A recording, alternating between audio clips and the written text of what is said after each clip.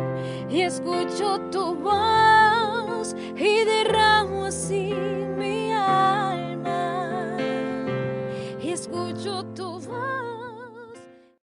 Alabanzas al Señor. Bueno, vamos a meditar unos minutos en la palabra del Señor. Y en el capítulo 5 de la primera carta del apóstol Pedro, allí donde terminamos la lectura, dice, quiero retomar el versículo 5 que leímos, y dice: igualmente jóvenes, estad sujetos a los ancianos, y todos sujetos unos a otros.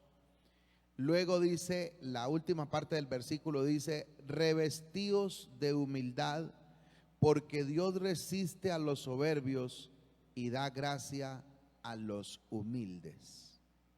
Vestíos de humildad, porque Dios resiste a los soberbios y da gracia a los humildes. El versículo 6 dice: humillaos pues bajo la poderosa mano de Dios, para que Él os exalte cuando fuere tiempo. Bueno, cuando hablamos de humildad, o más bien de humillación y lógicamente de humildad, estamos hablando de la capacidad que también Dios nos ha dado de aceptar nuestras limitaciones, de saber que no podemos todo, que no sabemos todo, que no somos capaces de todo, sino que tenemos limitaciones. Y mucho más cuando pensamos en un Dios que es santo, que es limpio, que no se contamina. Entonces hemos de reconocer nuestras grandes limitaciones. Entonces, cuando alguien reconoce y acepta sus limitaciones, sus faltantes, entonces es cuando se puede humillar. Humillarse es bajarse. Humillar es entonces aceptar que yo necesito, que yo no puedo, que yo no sé. Y la Biblia dice que Dios exalta al que reconoce sus limitaciones. Dios le da lo que necesita, lo levanta. Por algo el salmista, en una visión que tuvo de la obra redentora del Señor, él dice que vio a Dios levantar del polvo al pobre y al menesteroso, alzarlo del muladar y hacerlo sentar con los príncipes de su pueblo. Eso le puede ocurrir a un hombre que entiende, que reconoce y que acepta sus limitaciones, que acepta sus necesidades. Entonces, cuando el hombre no acepta sus limitaciones, no acepta sus necesidades, sino que con altivez de corazón, con orgullo, pretende salir adelante sin ayuda de nadie, dice la Biblia que a este Dios lo resiste. Es decir, que a Dios le desagrada el hombre que es arrogante, que cree que se las sabe todas o que lo puede todo, o que en otras palabras no necesita de pronto de una persona, de un amigo, pero más allá no necesita de Dios. Lamentablemente el mundo de hoy tiene ese problema. Nuestra humanidad tiene el problema de querer ser tan independiente, de hacer las cosas como se le antoje, de hacer las cosas a su manera. Y antes que reconocer que necesitamos la ayuda de un Dios todopoderoso, pretende más bien que si existe Dios, Él sea el que se le humille, Él sea el que le acepte, Él sea el que le lleve la idea en todo. Entonces la humanidad ha cambiado, ha cambiado el orden, ha invertido el orden. Porque el orden bíblico para que el hombre sea exaltado es que el hombre reconozca su necesidad, reconozca su limitación y entienda que necesita la ayuda de Dios. Pero al hombre invertir ese orden, entonces el hombre primero no quiere reconocer su error, porque a los errores, a sus faltas, a sus falencias, a sus debilidades, le llama o gusto o derecho o lo que quiera, pero hay que cambiarle el nombre para justificar su comportamiento, su decisión, su intención de vida. Y entonces invertimos el orden. Entonces lo que no debemos hacer lo justificamos. Y como si aceptamos que hay un creador, entonces Dios ahora me tiene que aceptar así, porque yo quiero vivir así. Dios tiene que llevarme la idea así como yo soy, porque Él es bueno y es misericordioso. Entonces que la misericordia la use para aceptarme como a mí se me antoja vivir. Eso es arrogancia, eso es altivez.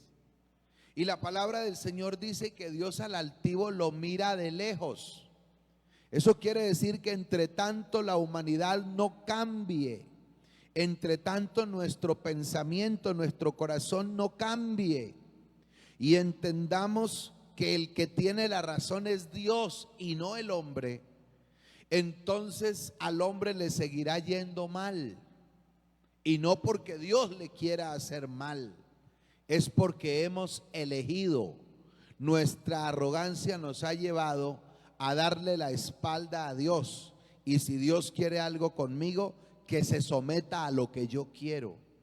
Hemos invertido el orden. Y de esa manera no funcionan las cosas. Por algo el apóstol Pedro, escribiendo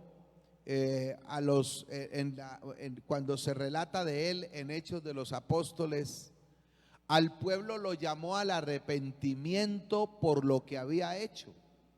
Y razón tuvo el apóstol Pablo cuando escribió a los romanos en el capítulo 2, y él dice: es por tu dureza y tu corazón no arrepentido que atesoras para ti mismo ira para el día de la revelación y del justo juicio de Dios, el cual pagará a cada uno conforme a sus obras. Habrá vida eterna al que haya perseverado en bien hacer, el que no haya invertido el orden natural de las cosas. Vida eterna. Dice, pero ira y enojo al que es contencioso, al que invierte el orden y que no hace entonces lo que Dios quiere, sino lo que Él quiere. Dice ira, dice vida eterna al que perseverando en bien hacer busca gloria, honra e inmortalidad.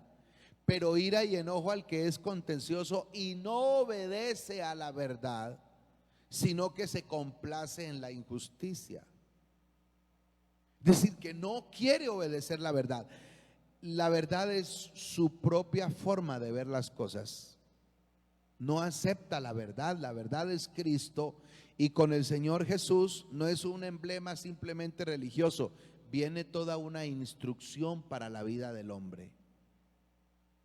Entonces, cuando no aceptamos la instrucción, pasamos por encima de la verdad y queremos a toda costa que sea nuestro anhelo, nuestro deseo, nuestro punto de vista, nuestra forma de ver las cosas la que debe primar. Pues podemos vivir así, pero las consecuencias de esa vida vienen porque la Biblia dice que Dios resiste al arrogante, que Dios resiste al soberbio, que al que es altivo lo mira de lejos, pero que Dios da gracia a los humildes. Es decir, que para quien reconozca que la razón no la tiene él, que la razón la tiene Dios, que la vida la debo es poner a disposición de la instrucción de Dios, que mis acciones deben de ser acordes a la instrucción de Dios, que fue el que nos creó y sabe para qué nos creó y sabe cómo sacarle el mejor provecho a la vida. Si tenemos en cuenta a Dios y a su palabra, a su instrucción, entonces la Biblia dice que Dios da gracia al que es humilde. Esto es, al que reconoce su error, al que reconoce su debilidad, al que reconoce su necesidad, al que reconoce sus limitaciones. Y entonces da gracia, dice la Biblia. Y sabe que la gracia es un regalo inmerecido que Dios le da al hombre. La gracia es precisamente don o favor inmerecido que Dios otorga al hombre.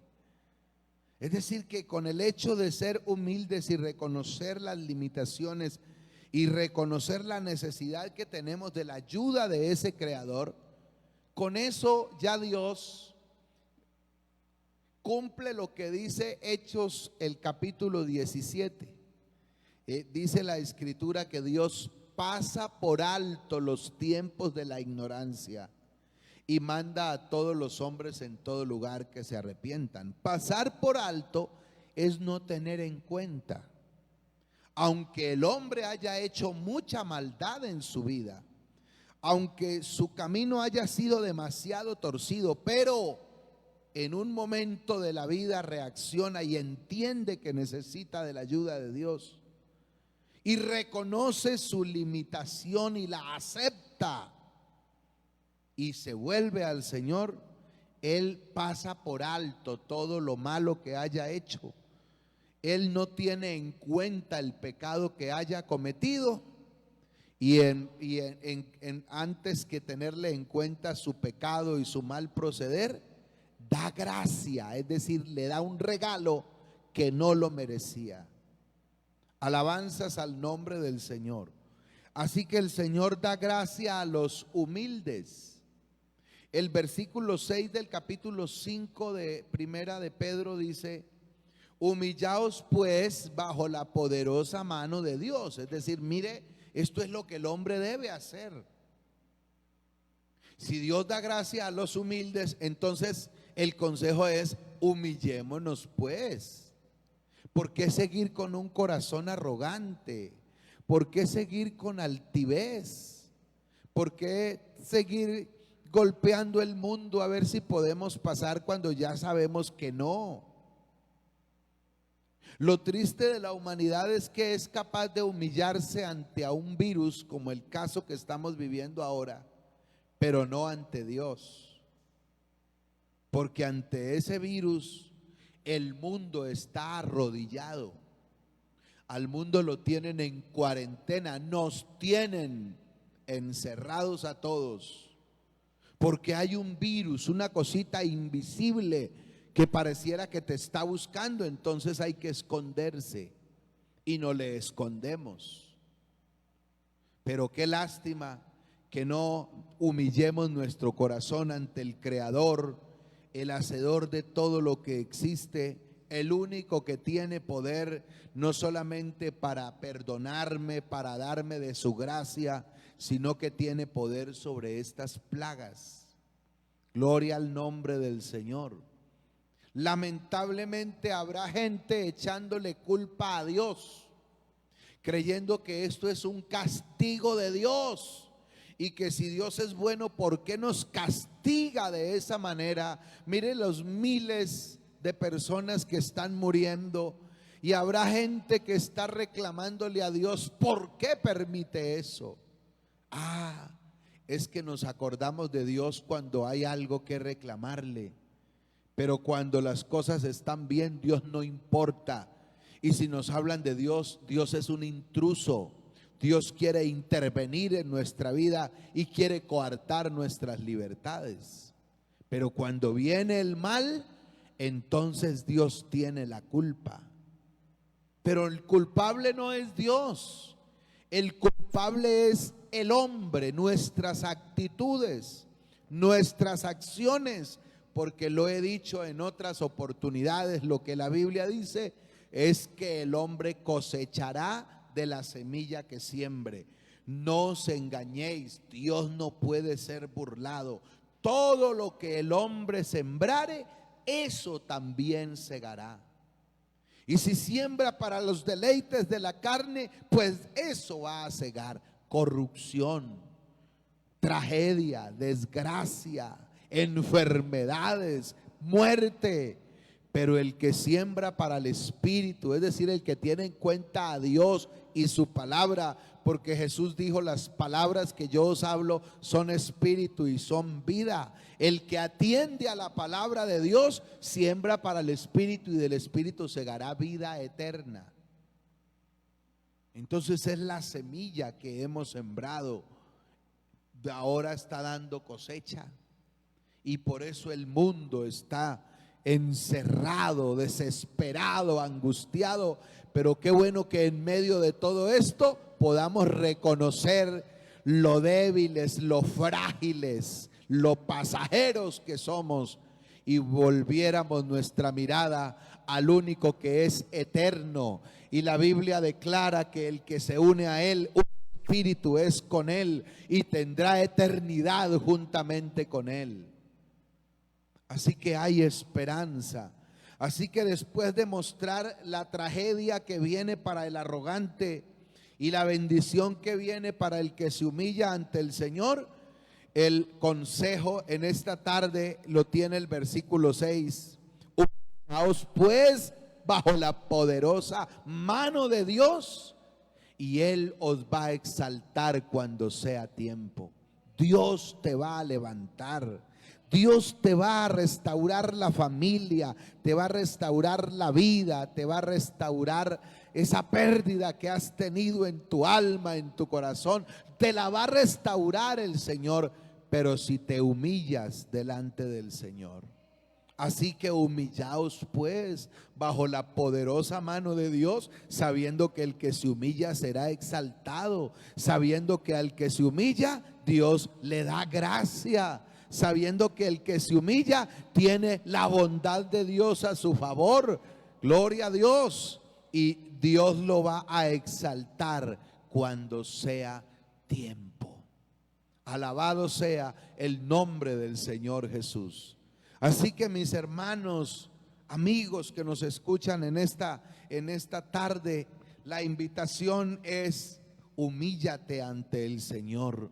Reconoce tu fragilidad, reconoce tus limitaciones, reconoce lo efímero que eres, reconoce lo corto de vida y harto de sinsabores que es el hombre, y vuélvete al Señor, el único que puede tener autoridad, que tiene poder sobre todo aquello que quiera hacernos daño, y también sobre la muerte misma, porque la Biblia dice que si alguien cree en el Señor Jesús, no vendrá condenación a este, sino que ha pasado de muerte a vida. Gloria a Dios. Y si alguien cree en el Señor Jesús, aunque esté muerto, vivirá. Así que la muerte no es el espanto para el cristiano, para el que haya depositado su confianza en el Señor, para el que se haya humillado ante el Señor. Pues podemos decir juntamente con el apóstol Pablo: para mí el vivir es Cristo y el morir me sería ganancia, porque nos acercamos más a la eternidad con el Señor. Gloria al nombre del Señor Jesús. Gloria al nombre del Señor Jesús. Entonces, humillaos pues. ¿Quién quisiera humillarse esta tarde ante el Señor, sabiendo la bendición que le espera si se humilla? Qué bueno que alguien allá donde nos está escuchando pudiera humillarse ante el Señor, pudiera bajar esa altivez, ese orgullo, pudiera bajar la vergüenza, quebrantar la vergüenza de doblar sus rodillas, o de levantar las manos, o de cerrar los ojos para hablar con el Señor, porque hasta eso no sucede. Hay gente que le da pena levantar la mano, hay gente que le da vergüenza que lo vean de pronto arrodillarse, en cómo se le ocurre, o cerrar los ojos.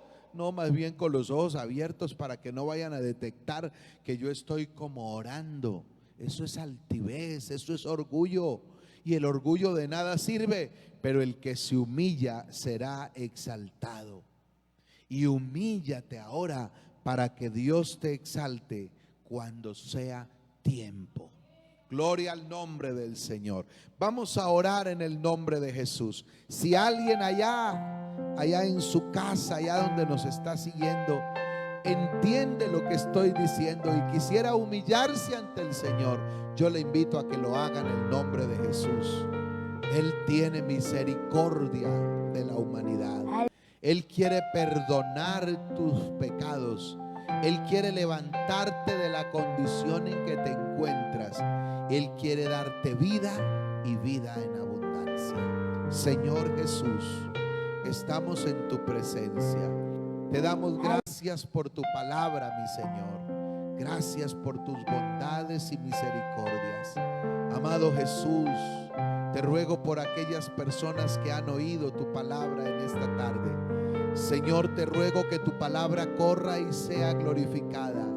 Oh Dios, que haga lo que tú quieres que sea hecho en la vida de cada oyente. En el nombre de Jesús, glorifícate poderosamente. Glorifícate, Señor Jesús, obrando en la vida de cada uno de los que han oído tu palabra esta noche. En el nombre de Jesús sabemos que tu palabra no volverá vacía. Gracias te damos en el nombre de Jesús. Gracias, Señor.